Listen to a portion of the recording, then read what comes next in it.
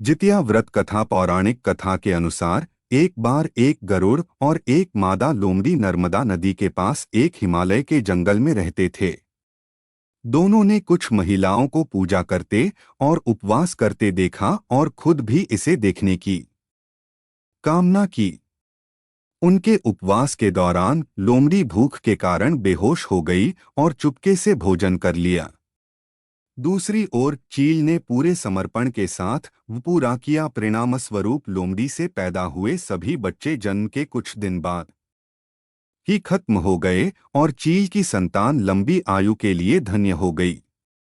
इस कथा के अनुसार जीमूतवाहन गंधर्व के बुद्धिमान और राजा थे। जीमूतवाहन शासक बनने से संतुष्ट नहीं थे और परिणामस्वरूप उन्होंने अपने भाइयों को डोट अपने राज्य की सभी जिम्मेदारियां दीं और अपने पिता की सेवा के लिए जंगल में चले गए। एक दिन जंगल में भटकते हुए उन्हें एक बुढ़िया विलाप करती हुई मिलती है।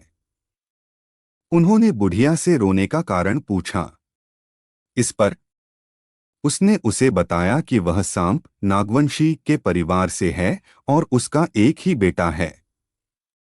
एक शपथ के रूप में हर दिन एक सांप पक्षीराज गरुड़ को चढ़ाया जाता है और उस दिन उसके बेटे का नंबर था।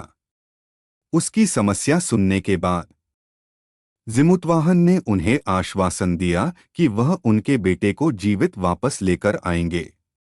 तब वह खुद गरुड़ का चारा बनने का विचार कर चट्टान पर लेट जाते हैं। तब गरुड़ आता है और अपनी अंगुलियों से लाल कपड़े से ढके हुए जीमूतवाहन को पकड़कर चट्टान पर चढ़ जाता है। उसे हैरानी होती है कि जिसे उसने पकड़ा है वह कोई प्रतिक्रिया क्यों नहीं दे रहा है। तब वह जीमूतवाहन से उनके बारे में पूछता है।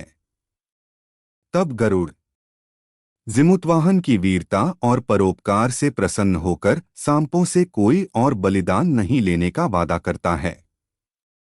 मान्यता है कि तभी से ही संतान की लंबी उम्र और कल्याण के लिए जितिया व्रत मना